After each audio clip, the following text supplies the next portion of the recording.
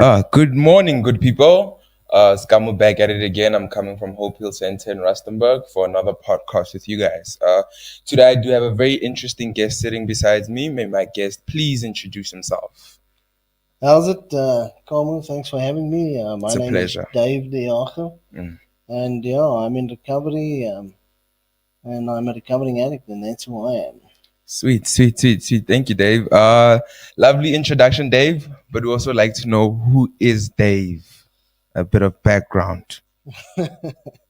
Okay, yeah. Today in my life, I am somebody who has, by the grace of God, become a productive member of society. Mm-hmm. I am a responsible person. Mm. I used to have titles in my life, but didn't play the role. I Yeah, used to be a son. I used to be a brother. I used to have these titles. yeah. Today, I play the role of these, and I've also added a few. I'm a father. I've become a husband, Yeah. and yeah, and yeah, that's me. I'm local here from Rustenburg in the northwest. Mm. I grew up here, and today, yeah, I'm fortunate enough to have the center here and be around the people that I love. So yeah, that's it's like.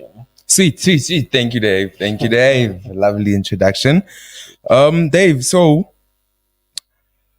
what happened? How was it like and how's it today? Yeah. If I think back to active addiction, I call it how it was. Yeah, It pain, loneliness, and despair. Those are the words that come to mind. That was the theme of my life. yeah.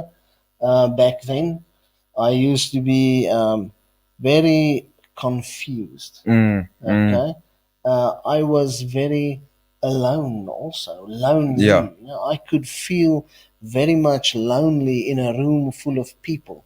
I felt like no one would ever understand me. Mm, I had an inability to share with people how I was feeling and to reach out for help. yeah. I had this sense and this idea that I was completely alone and I had to deal with everything in my life on my own. Yeah. Um, and I had this cowboys don't cry mentality where, you know, Yeah. I Yeah. couldn't tell people how I felt. And when I looked again, I had built like an emotional prison for Self. myself. And there I was in solitary confinement, placed Mm, there by myself. And it really was a tough life. Um, the, the, the things that I felt on the inside, of course, also manifested themselves on the outside. yeah. Yeah, definitely. I felt Definitely. unmanageable in here. I Yeah. felt alone. I felt all these negative emotions. And when I looked again, this was a mirror image of what my Life life has had become. become outside.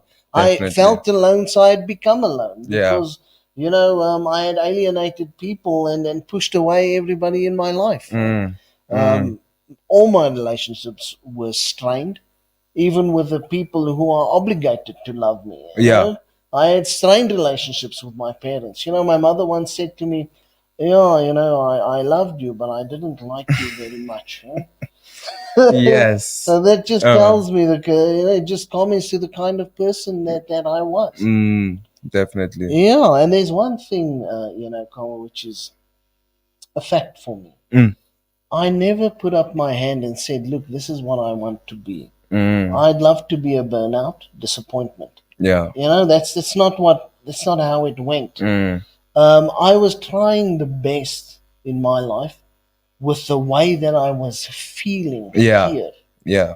And the Things happened in my life that I didn't have the emotional intelligence. intelligence, or I wasn't emotionally equipped to Yeah. deal with those things.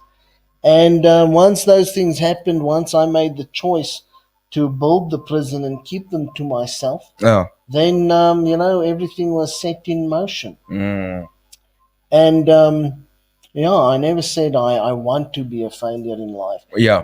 Potential. Ugh, ew, I don't want potential.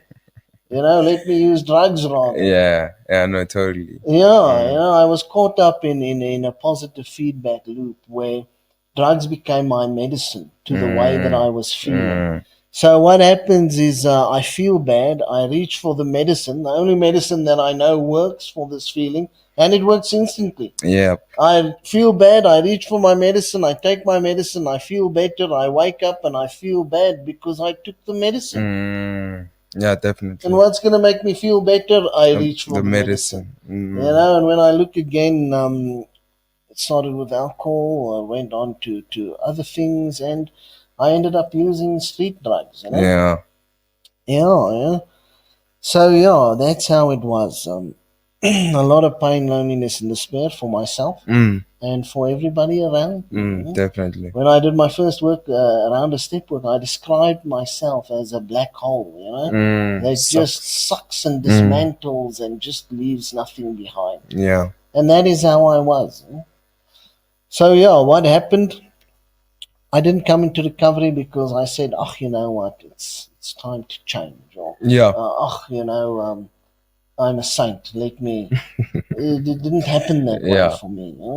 I burnt the bridges to my support structure, and I had no choice But to reach out to something else, Mm. which thankfully was recovery. Mm. I'd ended up in a situation where I had started to seriously break the law and started to seriously steal money, from a Yeah. business that me and my father bought into a business. He entrusted me to manage this business, and I started to steal from that business. Mm. I stole from my own father. I stole from my own mother. I stole from a man whom I still very much respect, who was my father's business partner. Mm. I put my hand in his pocket. He had kids in university. Yeah. And then this is who I had become. Mm. And I did.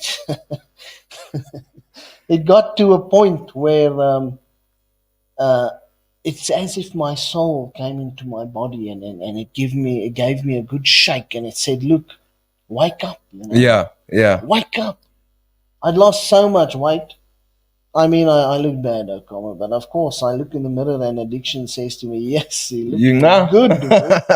Yeah, The size definitely. 32. That's the way to be. Yeah. No, definitely. And Definitely. yeah, my soul came into my body and it said, "Look, wake up." And thank God, by the grace of God, I was able to reach out for help. Yeah. Yeah. And yeah, I came into recovery, and recovery. I, honest to God, never knew that there was a different way of life. I Yeah. didn't know that. I saw NA on movies and things, and I thought to myself, yes, what a bunch of quitters. I can do this. I can I'll find the relate. magical formula. I can relate. Yeah. Chasing that rainbow. Mm. Yes, see there. Um, and yeah, I just never could find that formula. Yeah. But yeah, today in my life, just as active addiction, I could characterize pain, loneliness, and despair. Yeah. Today, I can truly look at my life, take a step back, and yes, I have issues, but still, I can say that the theme of my life today has become happiness, joyousness, and freedom. Yeah. Definitely. It's not Definitely. without effort. It wasn't just handed to me. Mm. I wasn't one of those guys who was touched by the light and a big voice from the sky said to me, "Today you are healed. You will never pick up again." Yeah. Process. It was a A process. higher power sent me to rehab and said, "Yeah, bro, fix yourself. Mm. It's time." But yeah, I'm grateful that that happened, and I'm grateful for the fellowship that I was introduced to. I used to try and do everything myself, and today Yeah. I just don't. Mm. So Lone yeah, that survivor. was what it was, and then and then this is what it's like today. Happiness, joyousness, and freedom, despite ups and downs of life. Okay. Sweet, sweet, sweet, Dave. That's a brilliant answer. So for today's topic, we're going to be speaking about letting go of anger. Because if we can actually pinpoint, or let's say look back into active addiction, most of the times, yes, we do feel lonely. Yes, we do feel um, maybe like we don't have people in our corner. People don't love us, but at the end of the day, with all those emotions, there is anger every time that I'm angry that I feel alone. I'm angry that I can't stop using. I'm angry that I keep on doing the same thing. I'm angry that I can't change. You understand? Yeah. And we face that dilemma in terms of we're angry at everything, even including ourselves. So letting go is just one thing that it actually helped letting go of anger. So today we're going to be discussing your perspectives, your experiences when it comes to letting go of anger, right? Okay. So for the first question I would like to ask is like, can you please define anger in your words? Okay, so if I look at anger, if I take a step back, of course, anger is an emotion. Yeah. Okay, it's often a very powerful emotion. Yeah. Anger is that emotion that once I'm motivated to act, anger Oh. is the thing that I reach for to give me that vigor, Yeah, the power. to Yeah. act, and mostly it is to defend myself. Hmm. And the fact is, back in the day, that might have been useful, when we weren't as secure as we are today. Yeah. But if I look at my life today, Komu, there's no lions running around here. Yeah. Where I need Yeah. this anger Anger. to motivate me to pick up my spear and Yeah. maybe defend myself and my family. Mm. Today we live in a much closer setting. Mhm. And this anger for me, this emotion, it shifted from things that I need to protect myself from the outside world. It shifted to now feeling and thinking that I need to protect myself from my Yeah. fellows, the people around me. Yeah. And for me, once I get into a situation where the fear is triggered inside of me, the same sort of fear that a lion would bring up, somebody in my life making me feel like I'm not good enough, will bring up the same kind of intense fear. And I will have the same reaction, which is this anger, coming up, and me attempting to protect myself. Self, yeah. Anger, very powerful emotion. Uh, Not a bad thing. Yeah. Always. Yeah. I think that's the misconception people have of like anger Yeah. is always It's bad. natural. It happens. Sometimes it can lead to us building a healthy respect for each other. Yeah. If anger maybe initiates a conflict situation, which from that point we handle in the correct way. But anger in itself is something that will always happen. It's a natural emotion. Yeah. But the fact is, it's what I do when I get angry. The reaction. Which causes the trouble in my life. So anger is an emotion. That's what it is. But it's also something which, in my life, caused a lot of trouble for me. Okay. A lot of that pressure that I described, Yeah. that I used to experience in my relationships, was brought about by the way that I used to react when I felt this way. No, definitely. Yeah. Definitely. Okay, sweet man. I love that answer. I love that answer. It also kills that misconception that man, you with anger is a bad emotion, but it becomes a bad emotion once you react in a certain way. You understand? Rather than if you respond, like you said, in a conflict situation, like, okay, I'm angry, you're angry. Maybe we can learn something from each other in terms of I tell you what's up, and then we take it from there rather than I want to fight you now. But yeah, definitely that one I like. I like that answer. Okay. So define letting go and how it has affected your life. Okay. So as we're talking about anger, how letting go of this angry reaction. So anger is something which in my life has to a certain degree outgrown its usefulness. Yeah. Okay. Okay. But of course, letting go in itself is a choice that I make. It's a choice to enter a process of healing, or bettering myself. And that's what letting go is. So if I look at, in this instance, I want to improve myself by removing this angry reaction from my life. Because it caused a lot of issues in my life. So what I had to do is I had to make the conscious decision to start to look at this thing and start to distance myself from this reaction. And in the process, of course, I learned a lot of things, and I learned how to enter this process of letting go. Go. Because letting go isn't like forgiveness, where I make the choice. You come to me and you say, "Oh, please forgive me. And I stole your money again," and I say, "Oh, it's all right." Not that Carmen has stolen my money before. I hope not. yeah, no, no ways. No, just kidding. No, Yeah. look, that's forgiveness. Yeah. Forgiveness. I ask for your forgiveness because I want to feel better. Letting Yeah. go is a conscious choice that I make that has nothing to do with another person. So Yeah, definitely. I didn't steal any of your money. Just saying. Let's get that. Let's clear that. Yeah. But letting go is hard though. But yeah, man, Yeah. it's a process. Okay, so in active addiction, how did you feel your anger? Okay, that's a good question, Commons. Just bear with me. Yeah, no problem. Got you. I got you. So, you know what I've realized? Yeah. If I may, I'd like to just tell you a little story. No. Good. I'm Okay. good with that. No. I was in rehab, Mm. and once introduced to the program, it really made sense to me, and I really was sick and tired of being sick and tired. Yeah. I had what we call the gift of desperation. Mhm. I was desperate to not be the person that I used to be. Yeah. So I came into the hab. I was introduced to the program, and I really took to it. And I really, I was that guy who put in the effort in the rehab. Yeah. And one day, during my stay there, a young man came in there. I was 28 years old when I went into recovery. A young man came in there. He was 18 years old. Yeah. And this guy, he wasn't interested in recovery or in the I'd program. assume that. Yeah, 18.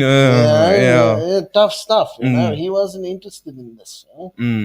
So one day we were outside. We were having a step work session there in the hab. It was a nice lacquer day. We were sitting outside, and this kid, he was on the other side of the yard there. Yeah.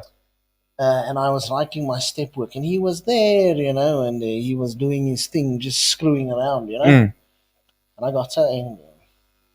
But of course, I don't know how to express my emotions. So I was just sitting there brooding, And one of the counselors came up, and he sat on the table where I was writing, and he sat there and he said to me, "Yes, you're an angry person, aren't you?"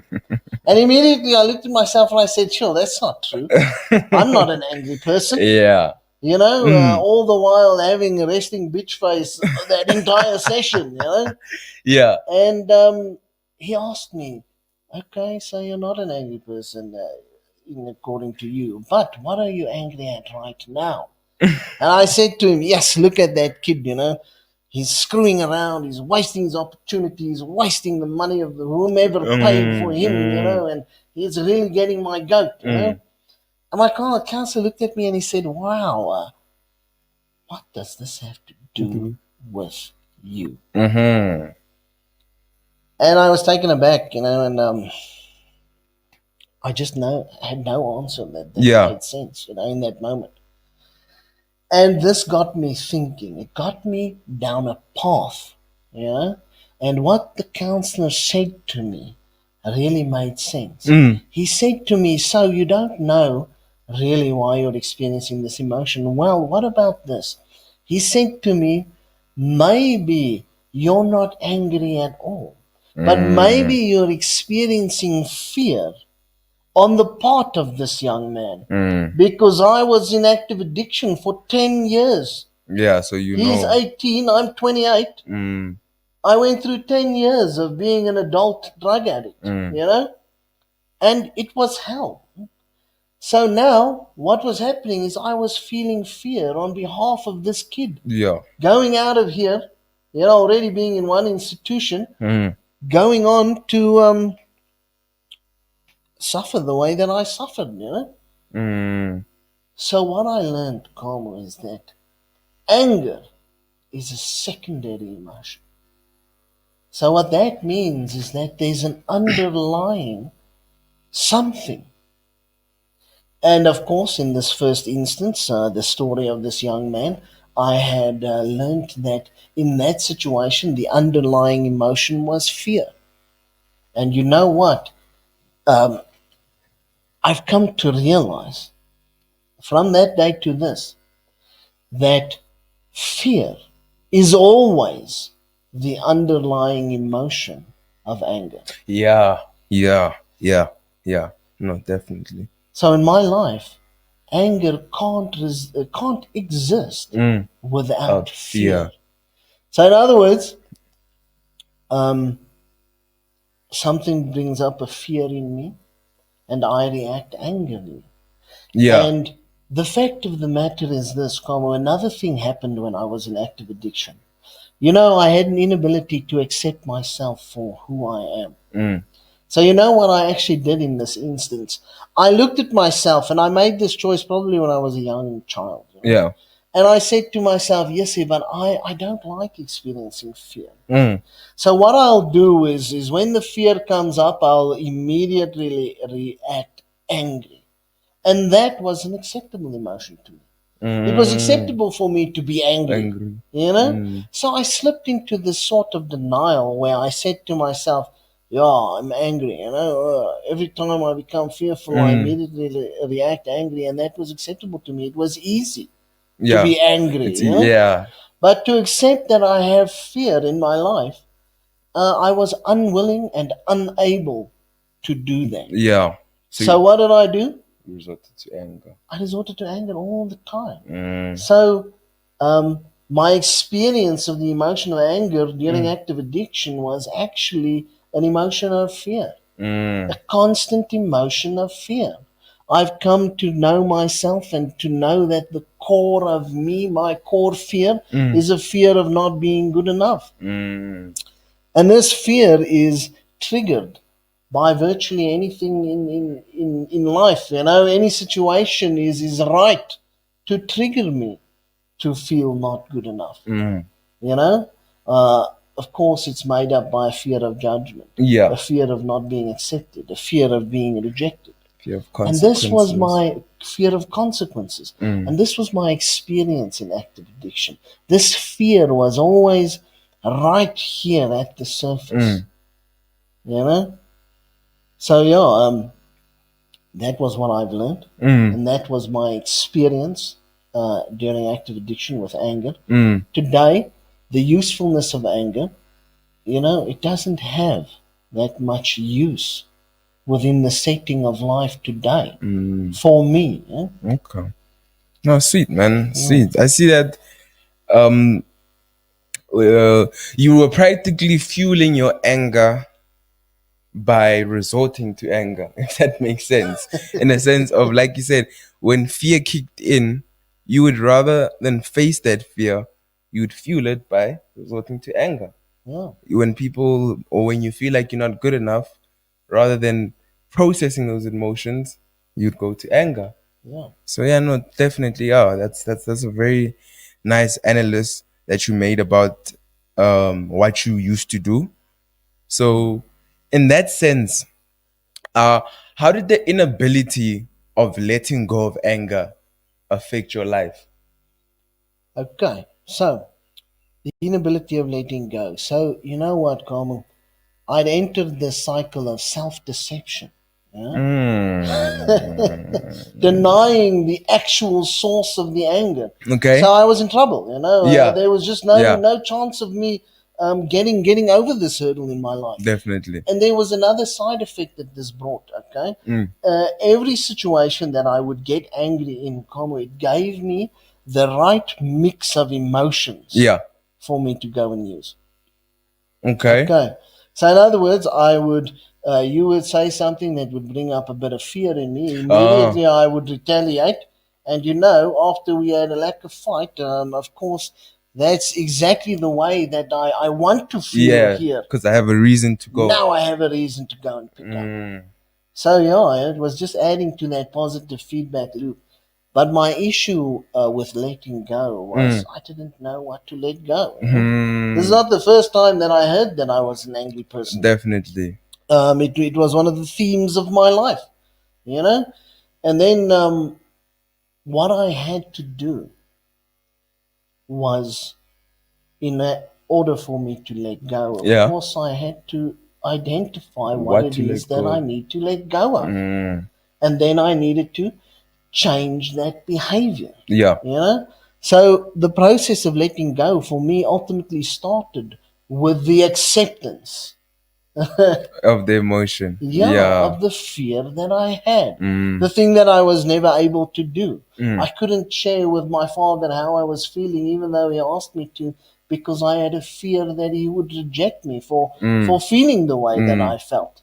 So I had an inability to objectively look at emotion, Mm. an inability to objectively look at or identify or accept the fear within me. Yeah. And that's where I had to start. I had to take a step back, and at least, I was helped by the program, Mm. because the program describes an addict as a person with 101 fears inside of them, Definitely. and this made it easier for me. It broke down this uniqueness that I thought that I had. So Yeah. yeah, the process today for me is, I take a step back Yeah. when I feel this anger coming up. I take a step back. I identify the fear in my life, and Okay. then, only then am I able to identify the old destructive pattern in my life, what I used to do, which Yeah. today I consider to be insanity. Yeah. Sweet man. And Yes. then now I attempt to find a new way to live. Yeah, definitely, man. Sweet. Yeah. I love that answer, man. I love that answer so much, man. Yeah. I can also actually put myself in your shoes when it comes to, I don't know what to let go of. Yeah, but once you come into the setting, you actually realize that it's a process, you know. Yeah. But in that sense, when you came into recovery, how did recovery change your perspective on like letting go and anger? Okay. So when I came into recovery, Yeah. okay, I made the connection between anger and fear. Mm. Okay. Um, of course, we do a lot of introspection Yeah. during the That's the program. main thing. Mm. And you know what happened? Through doing this introspection, I made a very important connection. Mm. The connection was, um, I realized that the anger that I carried with me, which actually now was this fear, Yeah. I realized that there's a very strong connection between the reaction I have today and my experience in my past. Mm. Okay. Okay. I like that. Okay, so I made Yeah. a strong connection. Um, and you know what I realized? I realized that this past experience, Mm. it is the thing that kept this fear right at the surface. And the way that that happened is, I made judgments of myself. Mm. Yeah. The fact is this: I was abused when I was a young child. Mm. I was basically abused from the time that I could remember. I was physically abused, Mm. by a person close to me. And this person, this abuse, it made me to make judgments of myself. Yeah. And these judgments, of course, I stored in my subconscious, the deepest part of my mind. I Yeah. put them there by the things that I don't want to look at, because it's too painful for me to Yeah. look You at don't want to them. go there. I don't want You to don't go want to there, go there. because it just hurts too much. Yeah, definitely. So what happened is, I made judgments. Of course, my core fear of not being good enough. So my core fear of not being good enough. This was the sum total of these judgments that I made. Yeah. So I was abused. The person was much larger than what I was. Yeah. So it led me to make the judgment, that I'm weak and I Mm. can't defend myself. Mm. And this judgment, I tossed it in that drawer that I never want to open. And I never did. So you know what happened? I went through my life Mm. feeling that way. Yeah. I felt weak, like I couldn't protect myself. Mm. This had many symptoms in my life. Of course, I used to fight a lot. I used to do all these Yeah. things, and I used to think to myself, this is my attempt at being a hardcore guy. But actually, I was fighting these judgments that I made about myself. And it was never about the person who was across from me. It was about the way that I felt on the inside. Yeah. Yeah. So these fears, I made the connection with where they come from and where they're seated within me, which is in my past.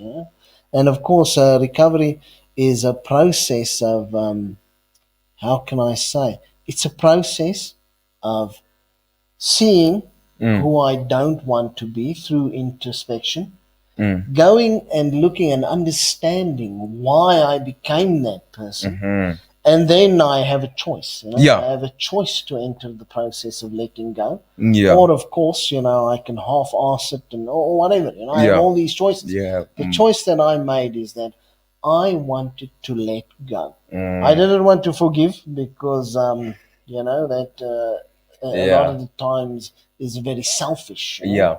But I wanted to let go of this emotion.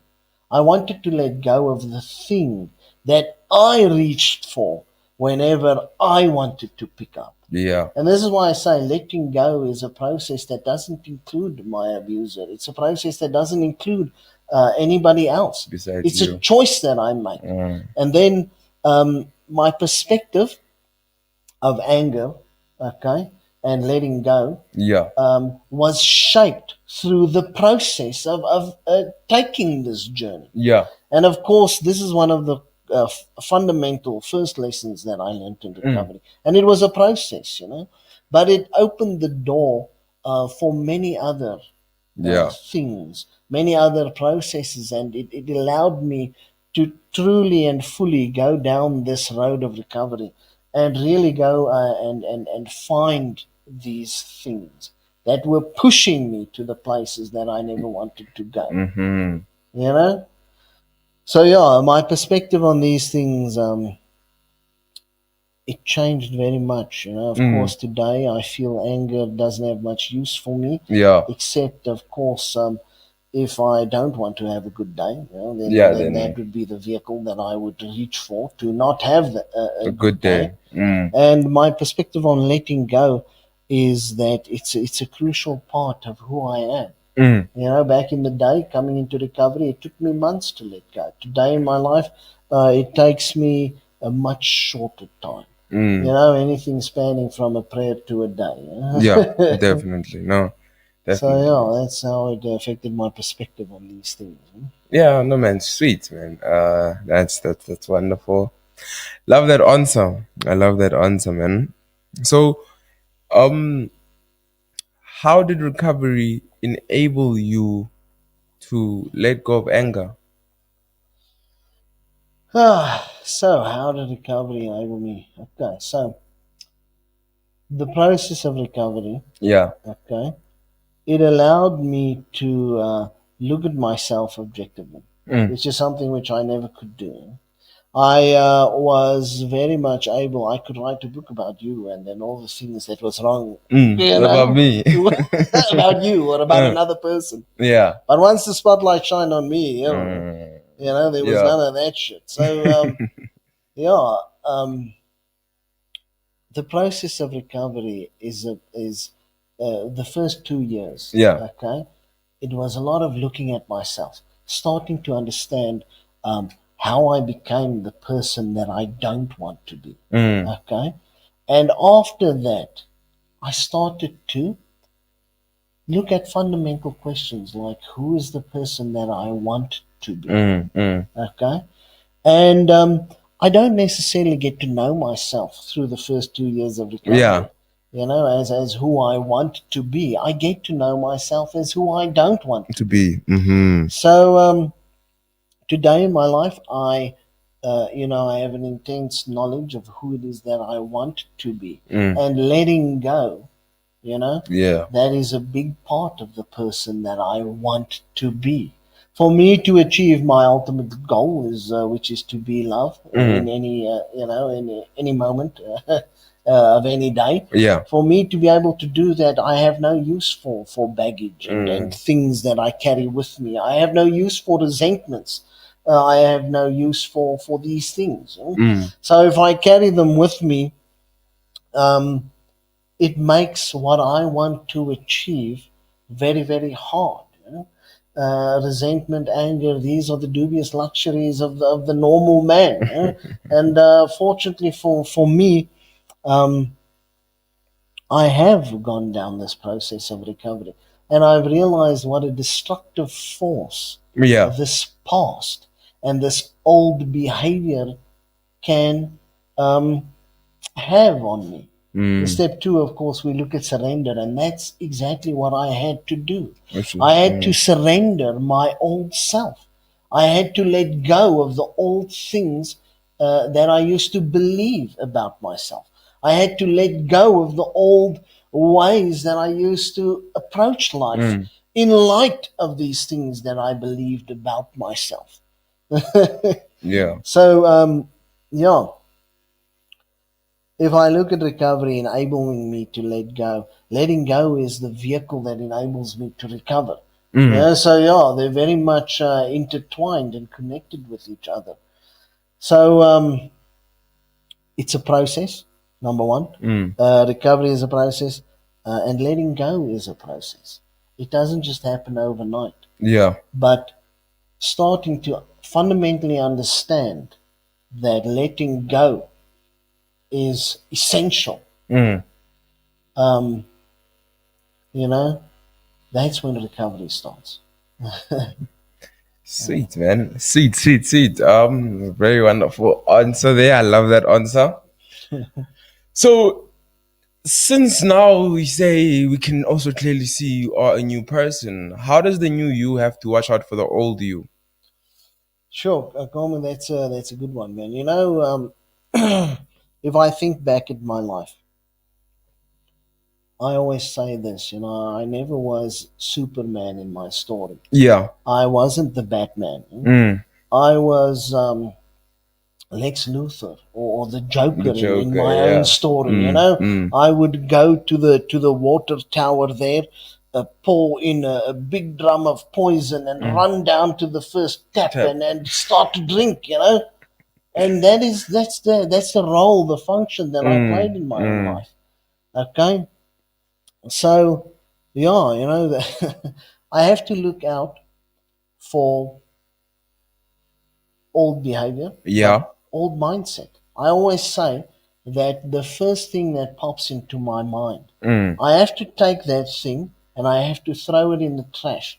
And once I do that, I look at the program and I say, wow, that was a whopper. mm, What a mm, crazy mm. thing to think, Yeah. you know? Yeah. I toss that bitch in the trash and I say, what would the program do next? Mm-hmm. What does the program tell me is the right thing to do? And later parts of my recovery, I've started to ask myself the question, what would love do? Yeah. And Okay. then since I started to ask myself that, it's hard for me not to be able to identify the next right thing.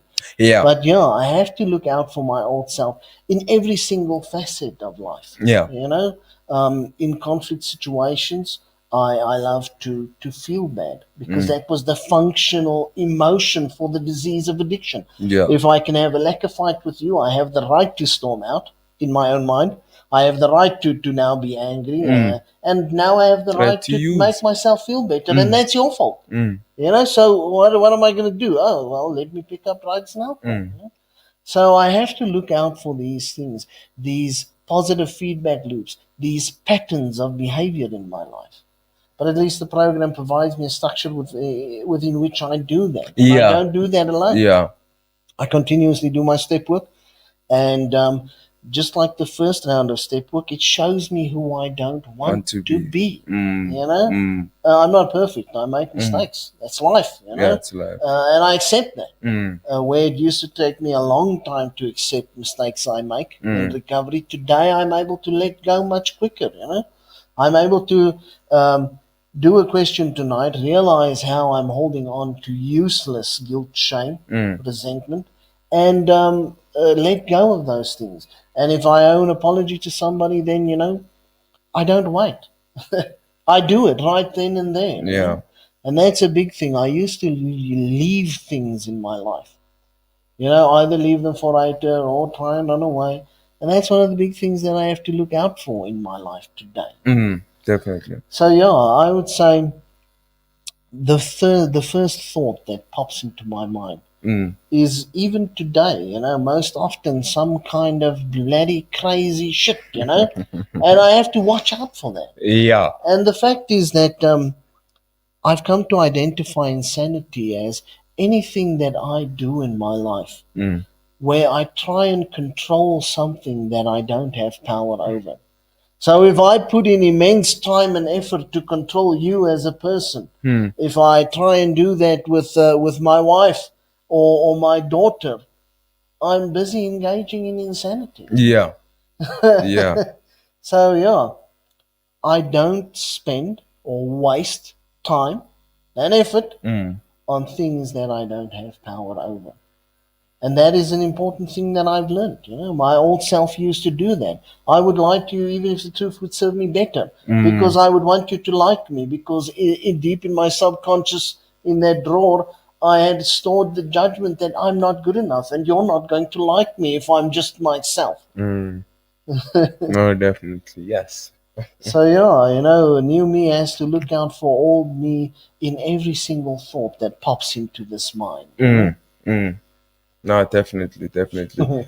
Because I remember when I was in rehab, one of my counselors told me, like, as we're in active addiction, we work off automatic thinking, like in a sense of, okay, make me angry, storm out, go get something, smoke, drink, come back. We always, it's Yeah, it's compulsiveness, you understand? yeah, But yeah, now once you get into recovery, you try and work off deliberate thinking, whereby when the first thought comes in, you deliberately throw it out rather than acting automatically on it, yeah, because that's how it used to be, yeah. automatically acting on it.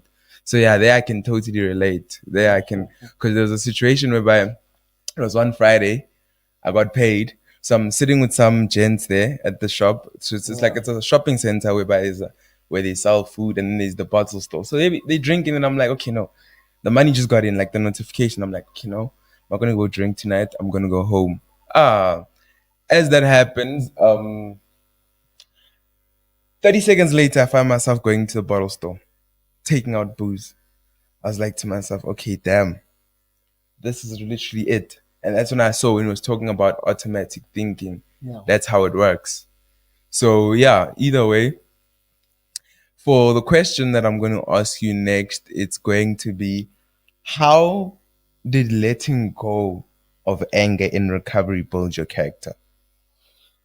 That's a good one. If I think of my character, if I think of my character as the framework that I work off Yeah. to achieve who it is that I want to ultimately be, Mm. then yeah, letting go has enabled me to be able to see through all the bullshit, if I can say Yeah, it that yeah, way. yeah, clearly. Because I have a lot of emotional smoke screens that come up, which try to derail me.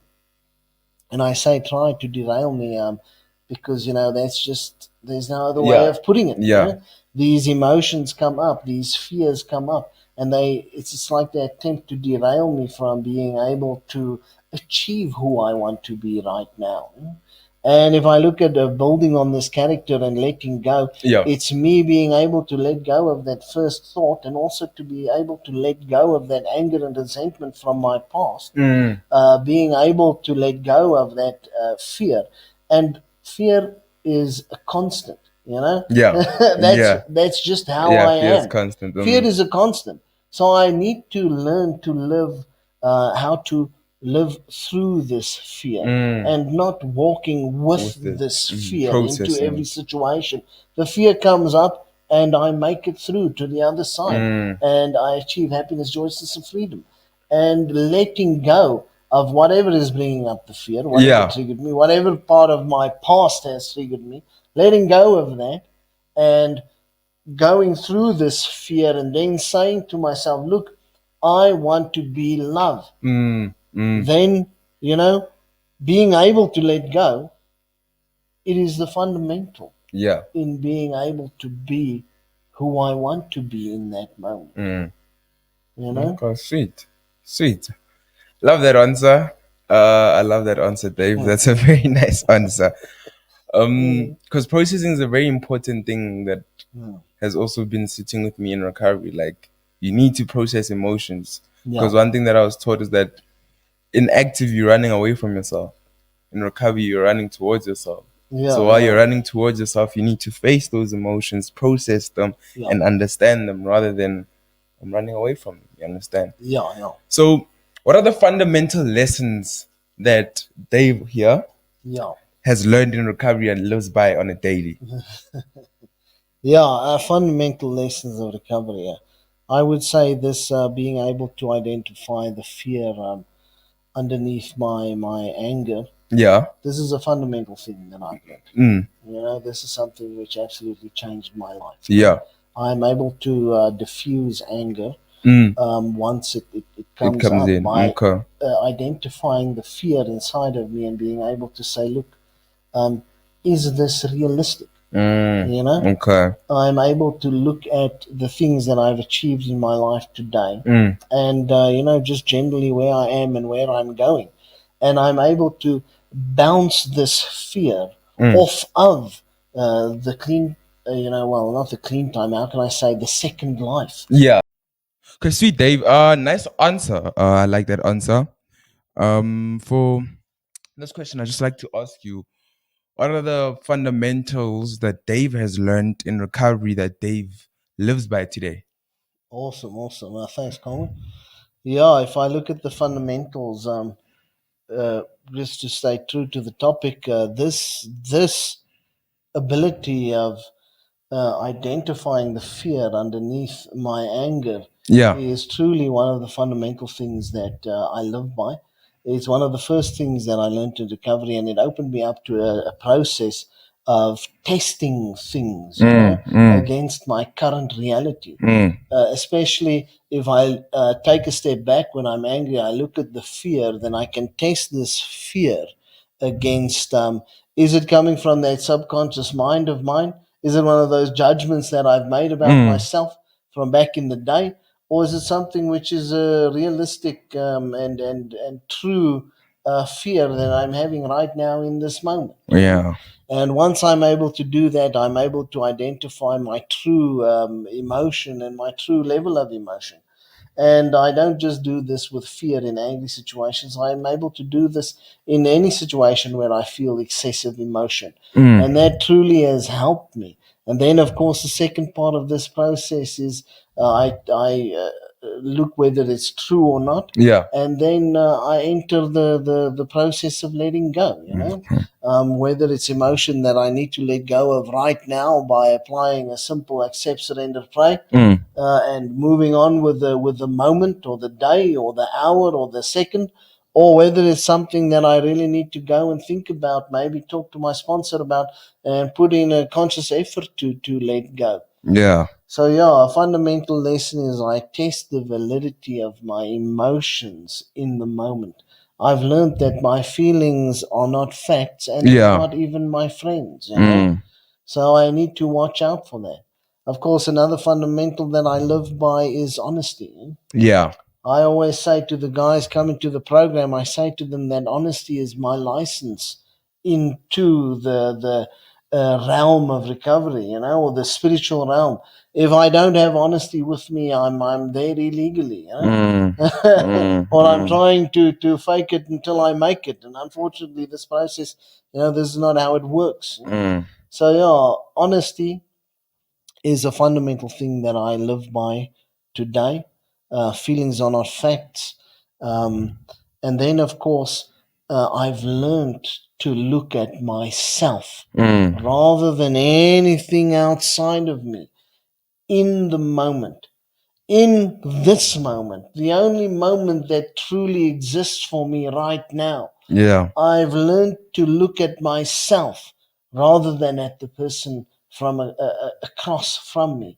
I've learned that if I want or if I have a desire to Yeah. be a certain way, in general, as a person, in any moment, any time, then this helps me to have, how can I say, my reality stream from that desire outwards.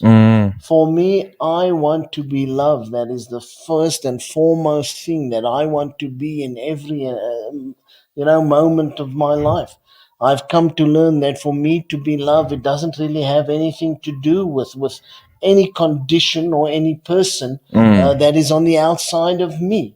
If I desire to be loved in any moment, I have the ability to do that no matter what. And if I do that, if I, from this point here, flow love outward into the world, when I look again, I have, taken my first thought, most definitely thrown it in the trash.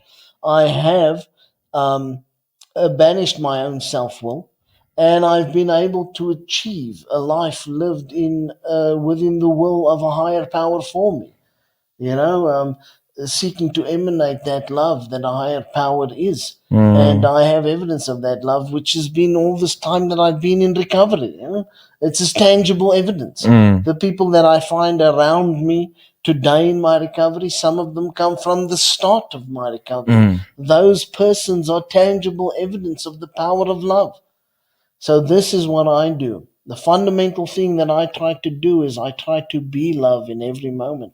And when I look again, things in my life start to fall in place, and I start to become the person that I was always meant to be, which is the process of recovery. I was never meant to be a hobo drug addict. Never. That was my choice. Today, I take my choice, and however I do it, I get rid of that shit, and I live in accordance with the way that I was supposed to think and live.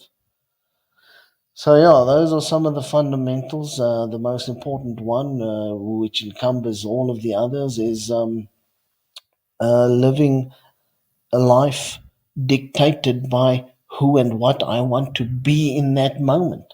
And of course, knowing who I am, which is another fundamental lesson Yeah. that Yeah. I've learned.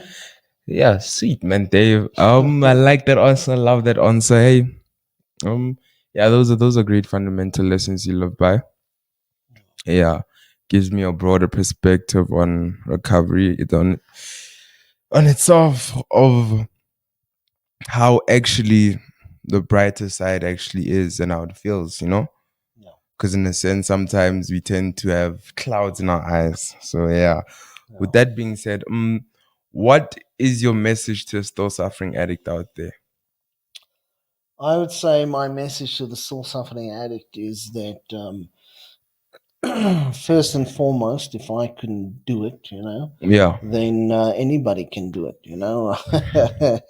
There's nothing special about me. And also, I would say that a big thing that kept me in active addiction for a long time is this idea that what kind of life will I live if I stop? Yeah, How definitely. boring would I be? And I've come to realize in my life that I was actually boring when I was in active addiction.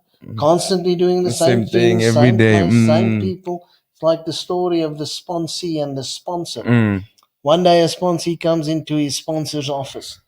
He sits across from his sponsor at his desk, and he's uneasy in his seat, the sponsee. The sponsor looks at him, he says to him, "What's wrong?"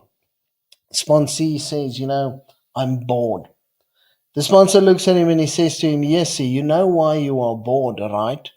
Sponsor thinks a bit, he says to him, "No, why am I bored?" Sponsor looks at him, he says to him, "You are bored because you are boring." And that is exactly how I live my life, all the while thinking that I'm shit hot and exciting, Fast lane. Yeah, fast lane, and it was all just bullshit. Same thing over and over Again. and over and over. Yeah, definitely. Yeah, so yeah, if I can give the still suffering out there a message that there is life after recovery. Yeah. And another thing, when I was in active addiction, I fell into the illusion that happiness is using, and that's just not the truth. after a while in recovery, I actually became happy, and I realized that this happiness is something that I've never experienced Mm, before. So, in other words, what that means is that feeling nothing is not happiness. mm, That's not happiness. I made the fundamental mistake of mistaking feeling nothing for happiness. So, yeah, still suffering addict out there, ask yourself whether um, you think that what you are living at this moment truly is happiness. And if the answer is no, reach out, there is help. yeah. Yeah. Sweet, sweet guys. That's it for today. Thank you for my guest for coming up, Dave. A very interesting conversation that we had, and give us a lot of insight on who Dave is, what Dave thinks like, and how Dave lives by. But anyway, Skamo, a recovering addict coming from Hope Hill Center in Rustenburg. If anyone needs help, please contact the email address of info@hopehillcenter.co.za or the contact number of 076 023 2574. I shall repeat again, 076 023 2574 and info@hopehillcenter.co.za. And that's me. Your